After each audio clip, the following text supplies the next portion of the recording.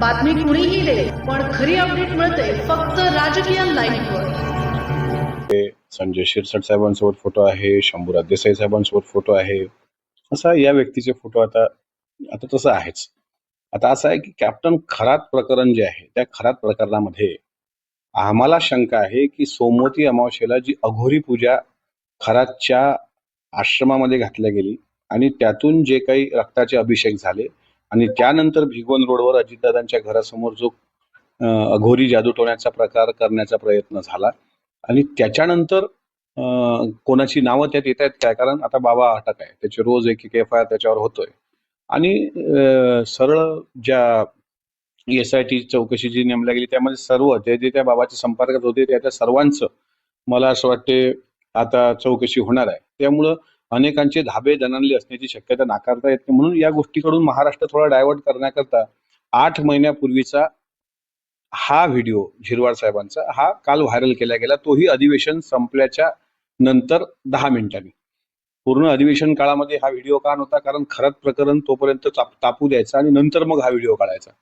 त्याच्यामुळे हे कोणी प्री प्लॅन केलंय का, त्यांच्या तिथे सुरुची बंगल्यावर कोणी होतं का तिथे, त्यांनी ठीक आहे तो व्हिडिओ जो दिसते तो मार्फ आहे की खरा आहे, आणि खरा जर असेल त्याच्यामध्ये दारूच्या बाटल्या पडलेल्या दिसते, त्याच्यामध्ये नॉनव्हेजचं ताट दिसते आहे, बऱ्याच काही गोष्टी, पण ते तसा व्हिडिओ जर असेल तर हा व्हिडिओ काढला कोणी, आणि जर ते शासकीय निवासस्थान आहेच त्याच्यामुळे असं या गोष्टीचं समर्थन आम्ही करणार नाही, अजिबात करणार नाही.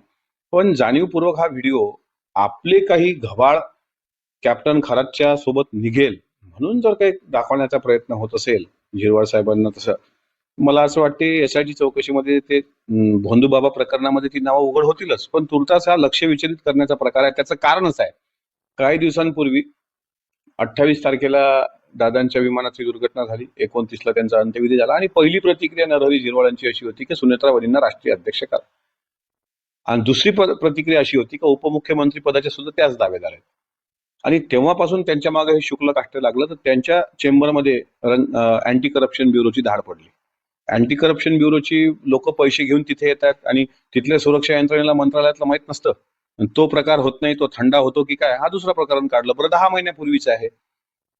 त्याच्यामुळं मला असं वाटतं की हे सोची समजी साजिश आहे, त्यांना यात गोवण्याचा प्रयत्न होतोय, त्यांच्या या प्रकरणाच्या आडून आपली पापं झाकण्याचा काही झालीतल्या शुक्राचारांचा प्रयत्न होतोय.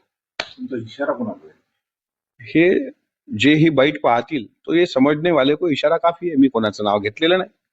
ज्यांनी खरात बाबांच्या आश्रमामध्ये अघोरी पूजा घातल्या आणि ज्यांना असं वाटते की आपले हात दगडाखाली आहेत, त्यांना माझा इशारा बरोबर समजेल.